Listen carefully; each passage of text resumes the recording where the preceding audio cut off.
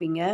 பேசும் மிருகம் என்கிற தலைப்பில் நான் உங்களுக்கு ஷேர் பண்ணியிருப்பேன். அந்த காரியங்கள நம்ம தியானிக்க போகிறோம். இந்த வெளிப்படுத்தின விசேஷம் 13வது அதிகாரம். இந்த காரியத்த பின்னாடி நம்ம சொல்லலாமா? அப்படின்னு சொல்லிட்டு யோசிச்சப்ப, இல்ல ஆவியானவருடைய மிகுந்த ஏவுதலின்படி இந்த காரியத்த நான் குடுக்குறேன். ரொம்ப ஆண்டவருடைய ஏவுதலின்படி இப்ப நம்ம சுற்றி நடந்து கொண்டிருக்கிற அந்த காரியங்களோட அடிப்படையில கண்டிப்பா இத தான் பேசியாகணும். ஏன்னா நம்ம வந்து இப்ப நீதிமொழிகள் படிச்சுட்டு இருக்கிறோம். நீதிமொழிகள் தானே படிச்சுட்டு இருக்கிறோம். அப்படிங்கும்போது, இல்ல ஆவியில மிகுந்த ஏவப்பட்டு இந்த காரியத்த நான் உங்க முன்னாடி இப்ப நான் சொல்லும்படியே பரிசுத்த ஆவியானவரால் திடப்படுத்தப்பட்டு நிக்கிறேன். நம்ம சுற்றி நடக்கிறதான காரியங்கள். பாருங்க, இந்த 13வது அதிகாரம் வெளிப்படுத்தின விசேஷத்துல ஒரு மிருகத்தை பற்றி சொல்லப்பட்டிருக்கிறது. அது என்ன மிருகம் அப்படின்னு சொன்னா, அது ஒரு பேசக்கூடிய ஒரு மிருகமாக காணப்படுகிறது. அது என்ன காரியங்களை பேசுது அப்படின்னு சொல்லி வெளிப்படுத்தின விசேஷம் 5வது வசனம் சொல்கிறது. 13வது அதிகாரம் 5வது வசனம் சொல்கிறது, பெருமையானவைகளையும் தூசணங்களையும் பேசும் வாய் அதற்கு கொடுக்கப்பட்டது. அது என்ன காரியத்தை பேசுதான்? முதலாவது பெருமைய பேசுது. 2வது என்ன காரியத்த பேசுது? தூசணங்கள பேசுது அப்படின்னு சொல்லி. ஒரு மிருகம் இருக்குது. அந்த மிருகம் எப்படிப்பட்ட மிருகமா இருக்குது? அது எங்கேருந்து ஏறி வருது? அப்படிங்கிற காரியத்தெல்லாம் நம்ம பார்க்கிறோம். இந்த 13வது அதிகாரத்தில அநேக காரியங்களுடைய ரகசியங்கள் உண்டு. நம்ம ஒரு சில காரியங்கள மட்டும், முக்கியமா இப்ப நடந்து கொண்டிருக்கிற காரியங்கள மட்டும் கொடுக்கப்பட்டிருக்கிற நேரத்தில நம்ம அத தியானிக்க போகிறோம். அப்ப அந்த பேசக்கூடிய அந்த மிருகம் எத பேசுதான்? பெருமையானவைகளையும் தூசணங்களையும் பேசுது. இந்த 2 காரியமும் யார் பேசக்கூடியது அப்படின்னா, ஆன்டி கிரைஸ்டோட அந்தனுடைய குணாதிசயங்கள் தான் இந்த 2 காரியமே. சாத்தானுடைய குணாதிசயங்கள், பெருமைய ஆண்டவருக்கு விரோதமா அவன் பெருமை பாராட்டினதுனால தான் அவன் தள்ளப்பட்டான். அதேபோல அவன் தூசித்துக் கொண்டே இருக்கிறவன். ஆண்டவருடைய பிள்ளைகள தேவன தூசிக்கிறவன் தான் யாரு அப்படின்னா, பிசாசு. 6வது வசனத்த பாருங்க.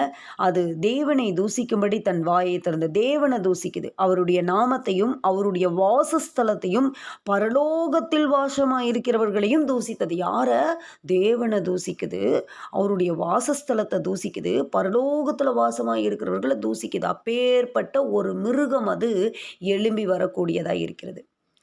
ஆண்டவர் ஆதியிலே ஆதாமையும் ஏவாளையும் உண்டாக்கி ஏதேன் தோட்டத்தில் அவர்களுக்கு கொடுத்ததான ஒரு கிருபை என்ன அப்படின்னு சொன்னால், ஆண்டவர் அவர்களுக்கு கொடுத்ததான ஒரு அதிகாரம் என்னன்னு சொன்னால், ஆண்டு கொள்ளுங்கள், ஆண்டு கொள்ளுங்கள். மிக அழகாக இருக்கும் அந்த வசனத்தை நம்ம படித்து பார்க்கும்போது. எல்லாவற்றையும் ஆண்டவர் உண்டாக்கி, இவர்களையும் உண்டாக்கி அவர்களுக்கு ஒரு அதிகாரத்தை கொடுப்பாரு. நீங்கள் என்ன பண்ணுங்க, பழுகி பெருகி எல்லாத்தையும் நீங்கள் ஆண்டு கொள்ளுங்கள் அப்படின்னு சொல்லிட்டு. அந்த இடத்துல என்ன நடக்குது? மிகப்பெரிய ஒரு காரியம் நடக்கிறது. அவர்கள் வேண்டாம் என்று விலக்கின அந்த கனியை புசித்ததுனால அதிகாரம் அப்படியே யார் கையில் போகுது? சாத்தானுடைய கையில் போகுது. அந்த அதிகாரத்தை மீட்டு எடுக்கிறதுக்கு தான் முதலாவது ஆதாம் உடன்படிக்கையை மீறினான். 2வது ஆதாமை வந்து சிலுவையிலே ஜெயித்து அந்த அதிகாரத்தை பிடுங்கி அப்படியே நம்ம கைகளிலே இயேசு கிறிஸ்து கொடுக்கிற காரியங்களை நம்ம பார்க்க முடியும். இதற்காக தான் ஆதியாகமம் 3:15 சொல்லப்பட்டபடி ஸ்திரீயின் வித்தாக காலங்கள் நிறைவேறிய போது, கலாத்தியரில் சொல்லப்பட்ட அந்த காலங்கள் நிறைவேறிய போது இயேசு கிறிஸ்து வந்து அந்த காரியத்தை செய்வார். சரி, இங்கே எழுதப்பட்டிருக்கிற அந்த காரியங்கள் எப்போது நடக்கக்கூடிய காரியங்கள் அப்படின்னு சொல்லி அந்த காரியத்தை நம்ம பார்ப்போம். ரகசிய வருகைக்கு பின்பாக நடக்கக்கூடிய காரியங்களை தான் நம்ம 13வது அதிகாரத்தில் பார்க்குறோம். ஆமாம், ரகசிய வருகைக்கு ஆண்டவர் சபையை, தன்னுடைய மணவாட்டியை அவர் என்ன செய்ய போகிறார் அப்படின்னு சொன்னால், ரகசியமாய் வந்து அழைத்து செல்ல போகிறார். அதற்கு பேர் தான் ரகசிய வருகை. அதற்காக தான் இப்போ நம்ம ஆயத்தப்படுத்தி கொண்டிருக்கிறோம். இந்த உலகம் முழுக்க அந்தி கிறிஸ்துவினுடைய ஆட்சிக்கு தயாராகி கொண்டு விட்டது. நம்ம பார்க்குறோம் எப்படி யோவான் ஸ்நானகன் வந்து வனாந்தரத்திலே வருகிறவருக்கு வழியை ஆயத்தம் பண்ண வந்தாரோ, அதே போல் இன்றைக்கி நிறைய அந்தி கிறிஸ்துவினுடைய ஆட்கள் எழும்பி, சாத்தானுடைய ஆட்கள் எழும்பி அவனுடைய கவர்மெண்ட்டுக்கு உலகத்தை அழகாக ரெடி பண்ணிட்டு வராங்க. அழகா இப்போ நம்ம பார்க்குற இந்த உலகத்தை அப்படியே ஒரு நிமிஷம் பாருங்களேன். டெக்னாலஜி பேஸ்டு வேர்ல்டு, எல்லாமே ஒரு டெக்னாலஜி. இப்போ நம்ம காலையில் ப்ரேயர் பண்ணிகிட்ருக்கோம், இது ஒரு டெக்னாலஜி. அந்த காரியங்களை நம்ம பயன்படுத்திக்கிறோம். நம்ம அதிகமாக ஒரு நாளில் நம்ம அதிகமாக என்ன பண்ணுறோம் அப்படின்னா, இந்த வார்த்தைகளை நம்ம உபயோகிக்கிறோம். டெக்னாலஜி டவர் இல்லைங்கிறோம், எனக்கு பவர் கட்டுன்னு சொல்கிறோம். அப்போ அநேகம் நம்மளை சுற்றி சுற்றி சுற்றி நம்மையும் அறியாமலேயே அதில் சார்ந்து வாழ பழகிட்டோம். ஒரு குறிப்பிட்ட காலகட்டங்களுக்கு முன்னாடி பார்த்திங்கன்னா, இந்த மாதிரி காரியங்கள் எதுவுமே இல்லாமல் ஒரு வாழ்க்கையை மனுக்குலம் வந்து வாழ்ந்து கொண்டு இருந்தது. அழகாக அவங்க தன்னுடைய வாழ்க்கையை வாழ்ந்து கொண்டாங்க. ஆனால் பார்த்தா ஒரு சில காலகட்டங்களிலே ஒரு சில வளர்ச்சிகள் ஏற்படுகிறது. அறிவியல் வளர்ச்சி அப்படின்னு பேர் வச்சு பாருங்கள். ஒவ்வொரு துறையிலையும் ஒரு வளர்ச்சி உண்டாகிறது. தொழில் துறையில் ஒரு வளர்ச்சி ஏற்பட்டால் அதை தொழில் புரட்சின்னு படிப்போம். நம்ம ஹிஸ்ட்ரியில் நம்ம படிப்போம். எல்லாருமே நம்மளுக்கு தெரியும், ஹிஸ்ட்ரியில் படிப்போம். ஒரு ஒரு தொழிலில் ஒரு குறிப்பிட்ட காலகட்டத்தில் ஒரு வளர்ச்சி உண்டாகிறது. அதாவது ஏதாவது ஒரு மிஷின்ஸ் எல்லாம் கண்டுபிடிக்கிறாங்க, உற்பத்தி திறன் பெருகுகிறது, சில காரியங்கள் ஆகிறது அப்படின்னா தொழில் புரட்சி அப்படின்னு அதை அழைக்கிறாங்க ஹிஸ்ட்ரியில். அப்போ பாருங்கள், மருத்துவத்துறையில் ஒரு மருத்துவ புரட்சி உண்டாகிறது. புதிய புதிய மருந்துகளை கண்டுபிடிக்கும் போது, சில காரியங்களை கண்டுபிடிக்கும் போது அதை மருத்துவ புரட்சி அப்படின்னு. அதே மாதிரி கல்வியில் சில புதிய டெக்னாலஜி, புதிய மெத்தடு, டீச்சிங் மெத்தட் வேறு மாதிரி அப்படியே கொண்டு வந்து இன்றைக்கெல்லாம் ஏஐ டீச்சிங் வரைக்கும் வந்துருச்சு. ஏஐ டீச்சிங்கை தெரியணும் அப்படின்னு இப்போ நிறைய டீச்சர்ஸ் சர்டிஃபிகேட் வாங்குறாங்க, போய் அந்த கிளாஸ் எல்லாம் அட்டன் பண்ணி. அப்போ டீச்சிங் லைனில் நம்ம இருந்தாலும் நம்மளை என்ன பண்ணணும், அப்டேட் பண்ணிக்கொள்ள வேண்டிய காலகட்டத்தில் நம்ம வாழ்ந்துட்டுருக்குறோம். அப்போ அதை ஒரு அந்த அந்த மெத்தடில் அவங்க அந்த டீச்சிங் மெத்தடு போகும்போது அது ஒரு கல்வி புரட்சி. இப்படி ஒவ்வொரு காலகட்டமாக ஒவ்வொரு புரட்சிகள். அப்போ என்னென்னா, இதெல்லாம் மாறி வருகிறதான உலகத்தை அப்படியே நம்ம கண்ணு முன்னாடி வெட்ட வெளிச்சமாக போட்டு காட்டுச்சு. அப்போ மனிதர்கள் என்ன பண்ண ஆரம்பித்தாங்க அப்படின்னா, அப்படியே என்ன செய்ய ஆரம்பித்தாங்க, அறிவியலை சார்ந்து வாழக்கூடிய அந்த வாழ்க்கை.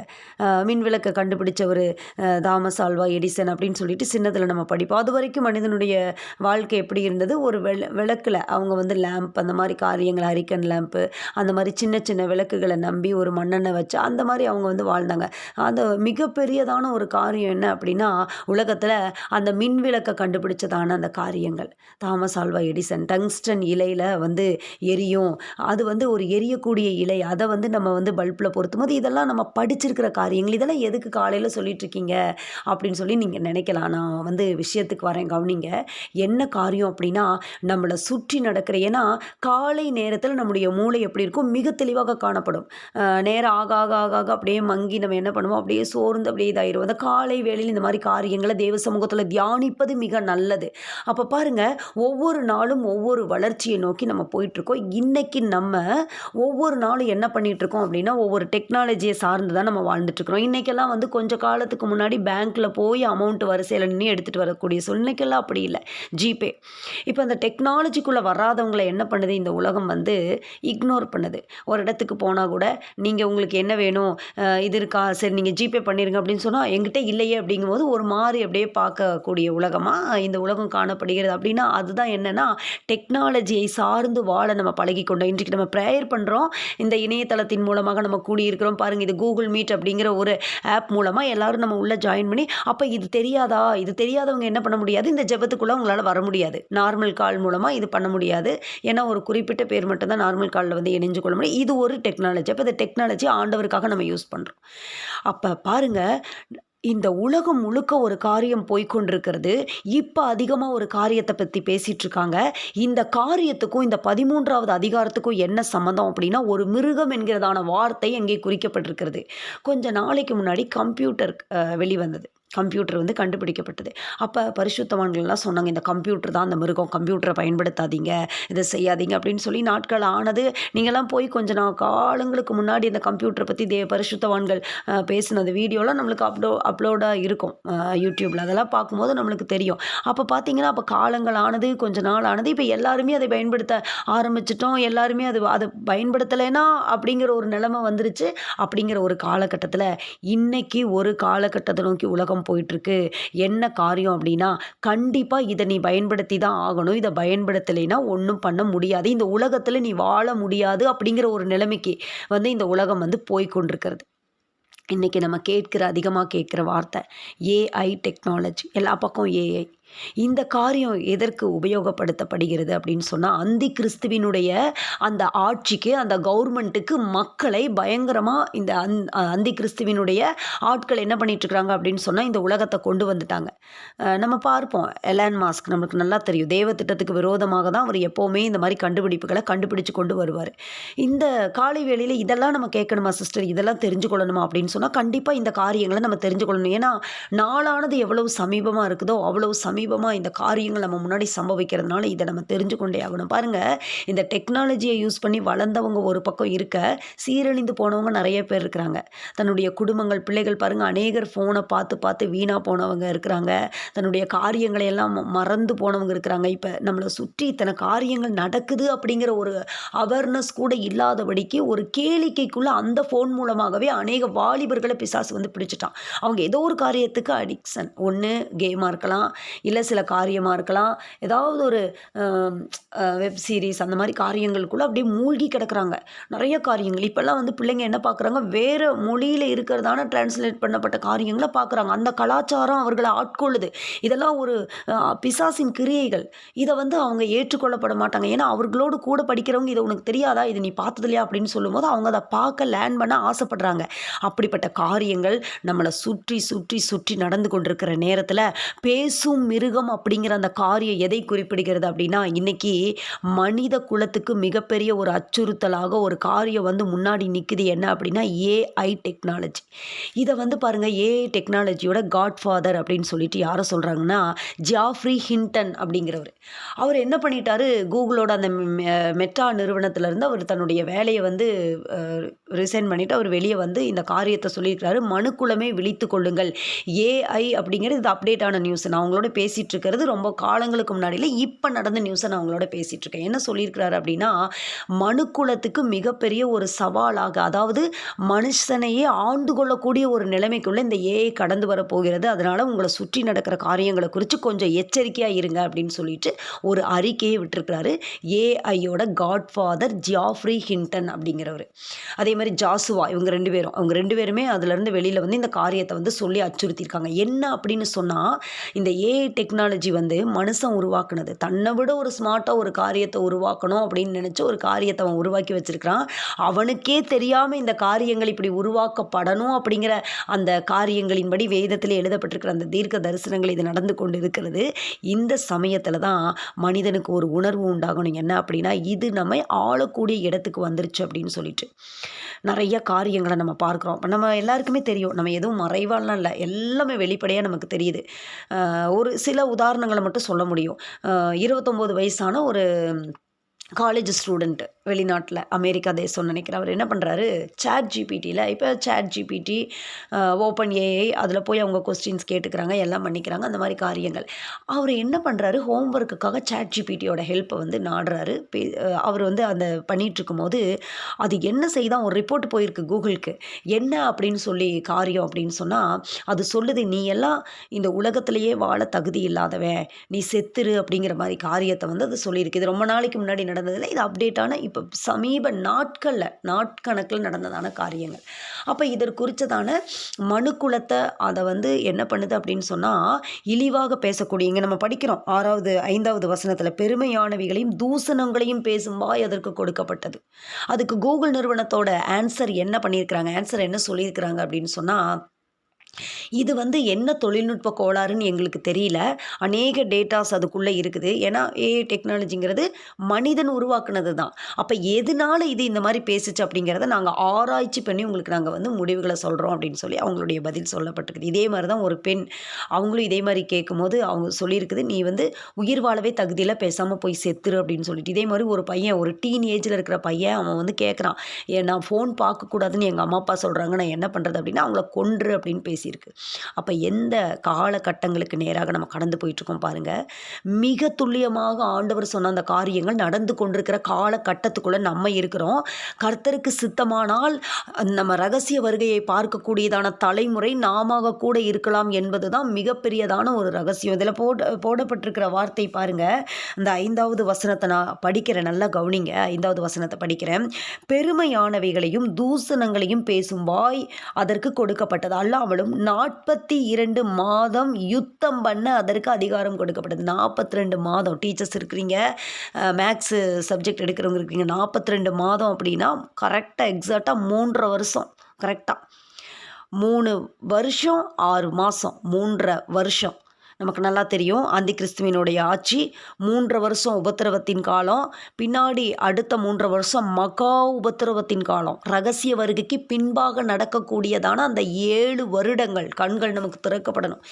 நம்மை சுற்றி நடக்கக்கூடிய காரியங்கள் இன்றைக்கு பாருங்கள், இன்றைக்கு ஒரு பக்கம் அப்படியே எழுப்புதல் போயிட்டுருக்குது.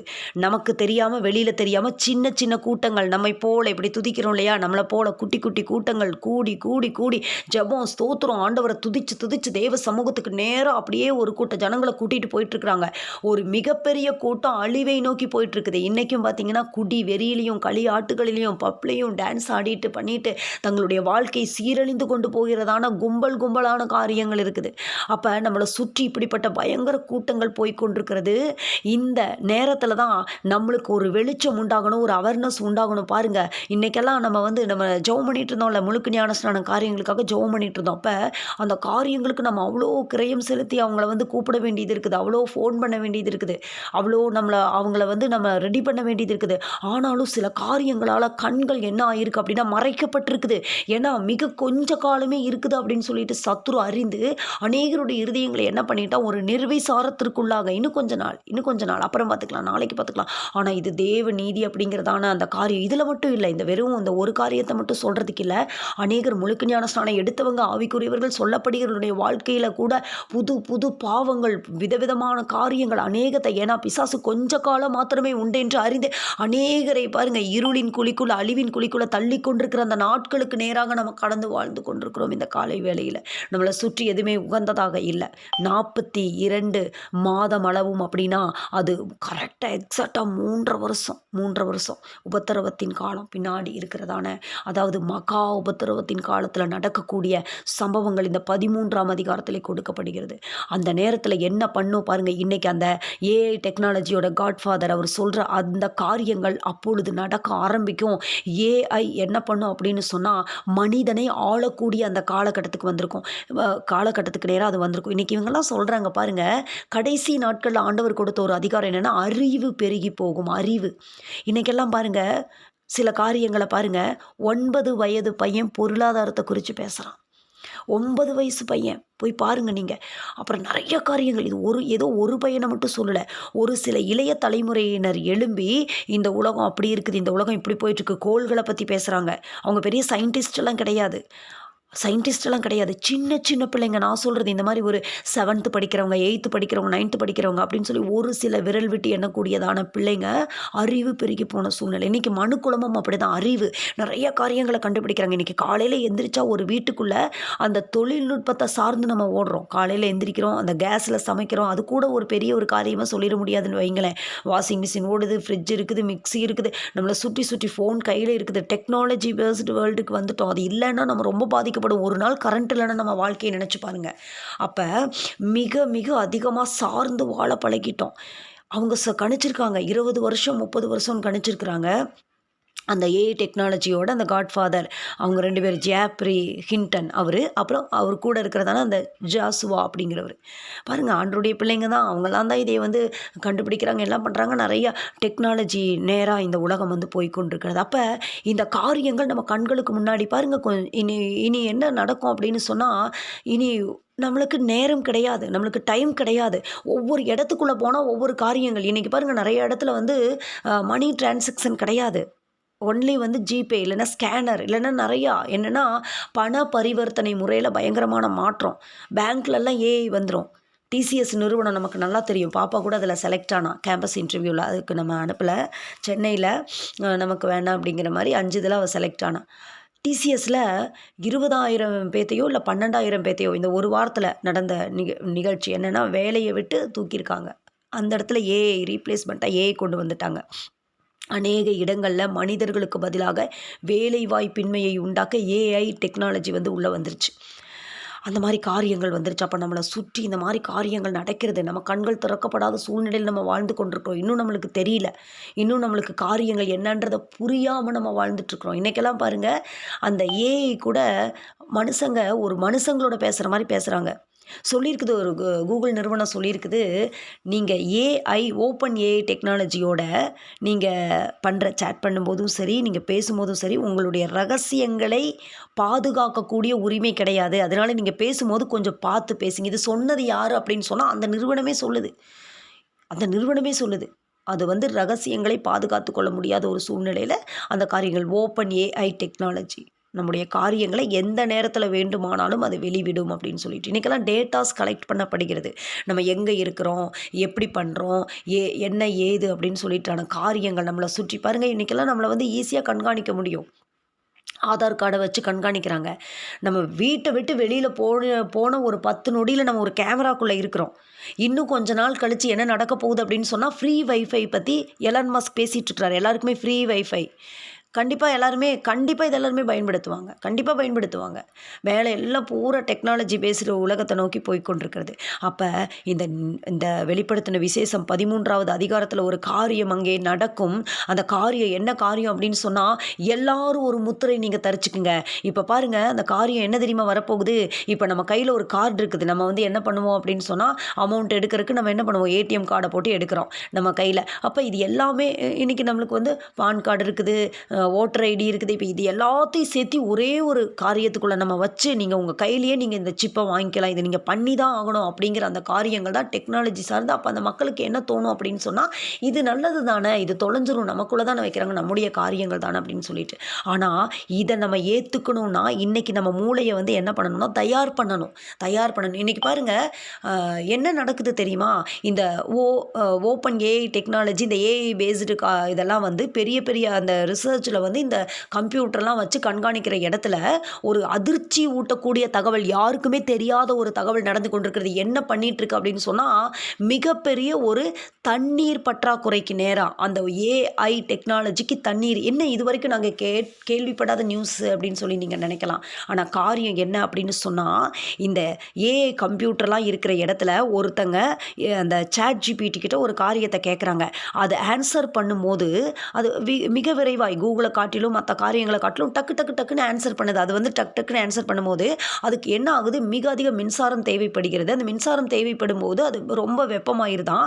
அதை குளிர்விக்கிறதுக்கு அதிகமாக தண்ணி தேவைப்படுதான். அதிகமான தண்ணீர் பற்றாக்குறைக்கு நேராக கண்டுபிடிச்சிருக்காங்க தொழில்நுட்ப வல்லுநர்கள், ஆராய்ச்சியாளர்கள். என்ன சொல்கிறாங்கன்னா, இனி வரக்கூடிய நாட்களிலே இது வந்து இந்த டெக்னாலஜிக்கு வந்து பயன்படுத்தக்கூடிய தண்ணீர் டென்மார்க் போன்ற அந்த நாடுகளில் பயன்படுத்தக்கூடிய தண்ணீரோட அளவு இருக்கும் அப்படின்னா. டென்மார்க் அப்படின்னா சாதாரணமான நாடு கிடையாது. 60 லட்சத்துக்கு மேலே அந்த மாதிரி சொல்கிறாங்க. அப்போ அவங்க பயன்படுத்தக்கூடிய தண்ணீரை வந்து அந்த அளவுக்கு தண்ணீரை இது எடுத்துக்குமா? அப்போ இது அமைக்கப்பட்டிருக்கிற இடமெல்லாம் எங்கன்னு பார்த்தீங்கன்னா, வெறும் ஊருக்கு ஒதுக்குப்புறமா அந்த மாதிரி தண்ணீர் வசதி இல்லாத இடத்துல தான் இந்த ரிசர்ச் சென்டர்லாம் இருக்குது. அப்போ அங்கே இருக்கிற அந்த தண்ணீர் இது எடுக்கும்போது தண்ணீர் பற்றாக்குறைக்கு நேராக இந்த உலகம் கடந்து சென்று கொண்டிருக்கிறது. இது வந்து இன்னும் யாருக்கும் தெரிவிக்கப்படாத உண்மை அப்படின்னு சொல்லிட்டு எல்லாரும் சொல்கிறாங்க. அப்போ மனுக்குலம் எதற்கு நேராக போய்கொண்டிருக்கிறது? கடைசி காலங்களில் இந்த தண்ணீர் பஞ்சம் வரும் அப்படிங்கிறது நமக்கு நல்லா தெரியும். அப்போ இந்த உலகம் மிக மிக மிக வேகமாக கடந்து சென்று கொண்டிருக்கிறது. அந்த நாட்களிலே ஒரு காரியம் வரும். என்ன காரியம் வரும்னா, இப்போவே நம்ம மூளையை திருப்பிட்டாங்க. இப்போவே சில காரியங்களுக்கு நேராக திருப்புறாங்க. ஏலியன்ஸை பற்றி அதிகமாக பேசிகிட்டு இருக்கிறாங்க. ஆனால் உண்மை என்னன்னா, அப்படி ஒரு காரியமே இல்லை அப்படிங்கிறது தான் உண்மை. ஏன்னா ஆண்டவர் வந்து பூமியையோ மனுபுத்திரருக்கு கொடுத்தாருன்னு வசனம் சொல்லுது. பூமியில் மட்டும்தான் ஜீவராசிகள், பூமியில் மட்டும்தான் ஆண்டவர் உண்டாக்கின அந்த மச்சங்கள், கடலில் வாழ்கிறதான காரியங்கள், இந்த உலகத்தில் கோடான கோடி ஜீவராசிகள், அந்த வித்தை உயிரோடை காக்கும்படி ஆண்டவர் நோவாவுக்கு கட்டளை கொடுத்து ஆண்டவர் செய்கிற காரியங்களை பார்க்க முடியும். ஆனால் எந்த இடத்துலையும் வேற்று கிரகவாசிகள் வந்தாங்க பார்த்தோம், உலகத்தில் சொல்லப்பட்டிருக்கிற காரியங்கள் ஏன் சொல்கிறாங்க அப்படின்னு சொல்லி நல்லா தெரிஞ்சுக்கோங்க. என்னைக்கும் இல்லாமல் அந்த காரியங்கள் ஏன் வந்துட்டுருக்கு அப்படின்னு சொன்னால், சீக்கிரமாக ரகசிய வருகை நடக்க போகிறது. அப்போ இந்த உலகம் எப்படி நம்ப வைக்கும் அப்படின்னு சொன்னால், இந்த ஏலியன்ஸ் வந்து மக்கள் எல்லாம் தூக்கிட்டு போயிட்டாங்கன்னு சொல்லி நம்ப வைக்கும். அதற்கு தகுந்த மாதிரி மூளையை ரெடி பண்ணி கொண்டிருக்கிறாங்க. ஏலியன்ஸுங்கிற வார்த்தை அதிகமாக நம்ம கேட்குறோம். நம்பாதீங்க அந்த காரியத்தை. வேதம் என்ன சொல்லுதோ, பைபிள் என்ன சொல்லுதோ, பாருங்க, உலகத்தில் பெரிய பரிசுத்தவான்கள் சொன்னால் கூட நம்பக்கூடாது. யார் சொன்னாலும் நீங்கள் நம்பக்கூடாது. வசனத்தில் சொன்னதை மாத்திரம்தான் நம்ம நம்பணும். வசனம் சொல்லுகிறது என்ன அப்படின்னு சொன்னால், அது என்ன செய்யுமா? 16வது வசனத்தை வாசிக்கிற கவனிங்க. அது சிறியோர், பெரியோர், ஐஸ்வர்யவான்கள், தரித்திரர், சுயாதீனர், அடிமைகள், இவர்கள் யாவரும் தங்கள் வலது கைகளிலாவது நெற்றிகளிலாவது ஒரு முத்திரையை பெரும்படிக்கும் அந்த மிருகத்தின் முத்திரையாவது அதன் நாமத்தையாவது அந்த நாமத்தின் லெக்கத்தையாவது தரித்துக் கொள்கிறவன் தவிர வேறொருவனும் கொல்லவும் விற்கவும் கூடாதபடி செய்தது. 666 அப்படின்னு சொல்லி அதை வந்து வெளிப்படுத்தப்பட்டிருக்குது. 18வது வசனத்தில் முடிகிறது பாருங்கள். அது மனுஷனுடைய லக்கமாக இருக்கிறது. அதனுடைய லக்கம் 666 அப்படின்னு சொல்லிட்டு. இன்றைக்கெல்லாம் கூகுளில் இருக்கிறதான அந்த பார்கோடு, அதுக்கெல்லாம் அதை வந்து கவுண்ட் பண்ணி பார்க்கும்போது 666. நம்ம இருக்கிற டைமில் கொஞ்சம் தான் நம்ம பேச முடியும். அப்போ பாருங்கள், அநேக காரியங்கள். இன்னொரு மிக முக்கியமான காரியம் என்னன்னு சொன்னால், அந்த ஏயோட காட்ஃபாதர் சொல்லியிருக்கிற காரியங்கள் என்னென்னா, இன்றைக்கி மனிதனுக்கு தெரியக்கூடிய மொழியிலே இந்த ஏஐ வந்து என்ன பண்ணுது அப்படின்னு சொன்னால், அந்த காரியங்களை சொல்லிகிட்டு இருக்குது. இன்றைக்கி ஏஐ அப்படிங்கிறது வேறு ஏதோ இந்த மிஷின்ஸ் வந்து ஏதோ நம்மளை சுற்றி அந்த டெக்னாலஜி சம்மந்தப்பட்ட காரியங்கள் ஏதோ தொழிலில், ஸ்கூல்ஸில், காலேஜில் மட்டும் இல்லைங்க. நம்ம நல்லா கண்கள் திறக்கப்படணும். ஜெர்மனியில் ஒரு டிஇஎல்சி சர்ச்சில் ஏஐ பாஸ்டர் வந்தாச்சு. ஏஐ பாஸ்டர் மக்கள் போய் நின்று ஃபோட்டோ எடுத்துக்கிறாங்க. ஏஐயை பாஸ்டர் ஆக்கிட்டாங்க. அது அந்த இடத்துக்கு நேராக வந்துருச்சு. அது மெசேஜ் கொடுக்குது. அது வந்து ஆசீர்வாதம் போடுது டிஇஎல்சி சபையில். இதெல்லாம் ரொம்ப நம்ம முன்னாடி நடந்த ஜெர்மனியில் இது நம்ம முன்னாடி நடந்து கொண்டிருக்கிறது. இப்போ நம்ம எதுக்கு நேராக போயிட்டுருக்கோம் பாருங்கள், எந்த காலகட்டத்துக்கு நேராக. அவங்க சொல்கிற காரியம் என்னென்னா, இன்னும் கொஞ்சம் காலகட்டத்தில் அது தனக்கென்று ஒரு பாஷையை உருவாக்கி கொள்ளும். இது உண்மை. இது இவங்க யார் சொல்கிறாங்கன்னா, தேவனை அறியாமல் அவருடைய வெளிச்சத்துக்குள்ளே வராதவங்க, அவங்க யோசித்து தங்களுடைய அந்த உணர்வு பூர்வமான, அதாவது அறிவியல் பூர்வமான உண்மைகளை சொல்கிறாங்கன்னா, வேதம் நமக்கு சொல்லுகிறது. ஆதியிலே பாபேல் கோபுரம் இடிக்கப்பட்ட அந்த சூழ்நிலையை பாருங்கள். ஆண்டவர் ஒரு காரியத்தை வச்சுருந்தார். ஒரே மொழி, ஒரே லாங்குவேஜ். அந்த ஒரே லாங்குவேஜ் இருக்கிறதுனால மனுஷன் என்ன நினச்சான்னா, தான் நினைக்கிறது எதுவும் அது தடையில்லாமல் நடக்கும்னு நினச்சிட்டு வானத்தை அளாவும் ஒரு கோபுரத்தை கட்டி ஆண்டவரை பார்க்கலான்னு போனால், ஆண்டவர் அந்த இடத்துல அந்த கோபுரத்தை இடித்து தள்ளி என்ன பண்ணிட்டார் அப்படின்னு சொன்னால், அந்த இடத்துல பாஷைகள் பிரிந்தது. இதுதான் ஆண்டவருடைய காரியங்கள். இவன் பேசுகிறது அவனுக்கு புரியல, அவன் பேசுகிறது இவனுக்கு புரியல. இன்றைக்கும் உலகம் அப்படியே ஓடிக்கொண்டிருக்கிறதுக்கு காரணம் சில தீர்மானங்களை ஆண்டவர் போட்டார். கடலுக்கு ஒரு எல்லையை வச்சார். இம்மட்டும் பா மிஞ்சி வர்றது. சில தீர்மானங்கள் ஆண்டவர் சமூகத்தில் இருக்குது. நம்ம அதெல்லாம் அற்பமாக பார்க்கக்கூடாது. அப்போ இவர்களெல்லாம் சொல்லுகிறது போல், இந்த ஏஐ டெக்னாலஜியில் இருக்கிறவங்க சொல்லுகிறது போல், ஒரு பாஷையை அது உருவாக்கிக்கும். அது என்ன பண்ணும், அதுக்குள்ளே கம்யூனிகேட் பண்ணுறதுக்கு, அதாவது அதுக்குள்ளே அது கம்யூனிகேட் பண்ணுறதுக்கு ஒரு பாஷையை உருவாக்குச்சுன்னா மனுக்குலத்தை ஆள்கிற அந்த இடத்துக்கு வந்துவிடும் அப்படின்னு சொல்லி. கண்டிப்பாக அது நடக்க போகிறது. அது என்ன பாஷை அப்படின்னு சொன்னால், அது வந்து நியூமராலஜிக்கல். அதாவது பார்த்திங்கன்னா, இன்றைக்கி வந்து எண்களை குறித்து தான். இன்றைக்கெல்லாம் பாருங்க, ஆதார் கார்டு நம்பர் தான் நம்மளுக்கு. அந்த நம்பரை மட்டும் மாற்றவே முடியாது. ஆதார் கார்டில் நம்மளுக்கு ஒரு 16 டிஜிட் நம்பரோ என்னமோ நம்மளுக்கு கொடுத்துருப்பாங்க. அது மாறவே மாறாது. அப்போ பாருங்கள், இதெல்லாம் ஒரு முன் அடையாளங்கள். அது என்ன மொழியை உண்டாக்கிக்கும் அப்படின்னா, அதற்கென்று ஒரு மொழியை உண்டாக்கிக்கும். அது ஆளத் தொடங்கும். அது அந்த மிருகம் பேசும். அது பெருமையானவைகளை பேசும், தூசணமானவைகளை பேசும், ஆண்டவருடைய நாமத்தை தூசிக்கும். அந்த முத்திரையை வாங்கினா மட்டும்தான் இருக்க முடியும். உபத்திரவத்தின் காலம், மகா உபத்திரவத்தின் காலம், இங்கே விடப்பட்டவர்களுடைய நிலைமை. ஆனால் அந்த நிலைமைக்கு நேராக நம்ம கடந்து செல்லாதபடிக்கு இப்பொழுதே ரகசிய வருகையில் எடுத்துக்கொள்ளப்படணும் அப்படின்னு சொன்னால், இந்த காரியங்களை தெரிந்து கொண்ட நாம் என்ன செய்யணும் அப்படின்னா, ஒவ்வொரு நாளும் விழிப்பாக இருந்து தேவ சமூகத்திலே நம்ம ஆண்டவரே நீங்கள் எங்களை கூப்பிட்டுக்கோங்க, ரகசிய வருகையில் நாங்கள் வந்துடுறோம் அப்படின்னு சொல்கிற அளவுக்கு நம்முடைய கிரியைகள் சுத்திகரிக்கப்பட்டு, ஏன்னா அந்த காலகட்டத்துக்குள்ள பயங்கரமான காலகட்டம் பாருங்கள். இப்போவே வந்து இவ்வளோ கஷ்டம் இருக்கே கிறிஸ்தவர்களுக்கு. அந்த நாட்களில் பிசாசுக்கே அவனுக்கு 7 வருஷம் இந்த பூமியில் வந்து அரசாட்சி பண்ணுற கொடுக்கப்படும் போது அப்போ காரியங்கள் எப்படி இருக்கும் அப்படின்னு நம்ம யோசிக்கணும். அப்போ நம்மளுடைய இருதயங்கள்லாம் ஆயத்தமாகணும். ஒவ்வொரு நாளும் தெய்வ சமூகத்தை நோக்கி நம்ம ஆயத்தமாகணும். பாருங்கள், அது ஒரு பாஷையை கண்டுபிடிச்சு மனு குலத்தை அது தொடங்கக்கூடிய அந்த காலகட்டத்திற்கு நேராக எப்போ நடக்கும்லாம் தெரியாது. அது வந்துருச்சு. மூளையில் சிப்பு மாற்றிட்டாங்க, வெற்றிகரமாக கொண்டு வந்துட்டாங்க. இதெல்லாம் என்ன தெரியுமா, முன் உதாரணம் பேரலைஸ் பண்ணவங்க. நான் சமீபத்தில் சொன்னேன் அதிகாலை ஜெபத்தில். அவங்க எழுத ஆரம்பிச்சிட்டாங்க. அவங்க மனசில் அவங்க கைகால் செயல்படாது. ஆனால் மூளையில் இருக்கிறதான அந்த நியூரான்களோடு தொடர்பு கொள்ளக்கூடிய ஒரு சிப்பை பதிச்சு அவங்க மனசில் என்ன நினைக்கிறாங்களோ அது ஸ்க்ரீனில் வர்ற அளவுக்கு ரெடி பண்ணிட்டாங்க. மனசில் நினைக்கிறத தெரிஞ்சு கொள்ளக்கூடிய காலம் வந்துருச்சு. இன்றைக்கி நம்ம மனசில் என்ன நினைக்கிறோம் அப்படின்னு உபத்திரவத்தின் காலத்தில் விடப்பட்டவர்களுக்கு வந்து தெரிய போகிறத காலத்துக்கு நேராக இந்த உலகம் அப்படியே கடந்து போய்கொண்டிருக்கிறது. ஒவ்வொரு நாள் கடந்து போகும்போதும் அந்த காலகட்டத்துக்கு நேராக நம்ம கடந்து போய்கொண்டிருக்கிறோம். நம்முடைய காரியங்கள் எப்படி இருக்கிறது, நம்ம கரெக்டாக இருக்கிறோமா, நம்முடைய சூழ்நிலைகள் எப்படி இருக்குது, இந்த அவேர்னஸ் நமக்கு இருக்கிறதா, ஒவ்வொரு நாளும் நம்ம சிந்தித்து பார்த்து கொண்டே இருக்க வேண்டும். ஆண்டவரே, உங்களுடைய வருகைக்கு ஆண்டவரே அப்பா நான் ஆயத்தமாகணும், உங்கள் வருகைக்கு நான் ஆயத்தமாகணும். என்னுடைய இருதயம் எப்படி இருக்கிறது, இந்த டெக்னாலஜி இப்படி வளர வளர வளர நமக்கு நல்லா தெரியணும். இதை நம்ம வந்து பயன்படுத்துகிறோம். உண்மைதான், கோலியாத்துடைய பட்டயத்தையே எடுத்து கோலியாத்தையே கொல்றது போல நம்ம இதை நன்மையான காரியத்துக்கு பயன்படுத்தி கொண்டிருக்கிறோம். ஆனால் இன்றைக்கி இந்த காரியங்களை எப்படி இந்த உலகம் பார்க்குது, இந்த உலகம் வெறும் தொழில் புரட்சியா, தொழில்நுட்ப வளர்ச்சியா இதை பார்க்குதா, அந்தி கிறிஸ்துவினுடைய வருகைக்கு இது ஆயத்தமாயிருச்சு இந்த உலகம் அப்படிங்கிறது ஆவிக்குரியவர்களாகிய நமக்கு மட்டுமே தெரிந்த இந்த ரகசியம். மற்றவர்களுக்கு நம்ம இந்த காரியங்களை சொல்லுவோம்.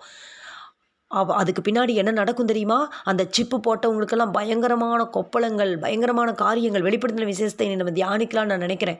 நம்ம இனி வந்து இந்த காலம் இல்லை. நான் ஏன் வந்து நீதிமொழிகளை நிறுத்தி வச்சு இதுக்குள்ளே வந்தேன் அப்படின்னா, ரொம்ப ஆவியில் ஏவப்பட்டதுனால தான். இனி நம்மளுக்கு காலம் கிடையாது, காலமே இனி நம்மளுக்கு இல்லை. நிறைய காரியங்கள் இன்னும் வந்து திடுக்கிடக்கூடிய ஒரு உண்மை என்ன அப்படின்னு சொன்னால், மனிதனுக்கும் எது மனிதன் எதுன்னு தெரியாதான்.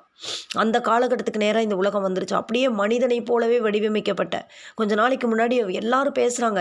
உள்ளுக்குள்ளே நியூஸில் எடுத்து படித்து பார்த்தா சில காரியங்களை நான் வந்து லேர்ன் பண்ணிக்கணும் அப்படின்னு சில கூகுளில் சில காரியங்களை பார்த்தா அவங்க வந்து சொல்கிறாங்க.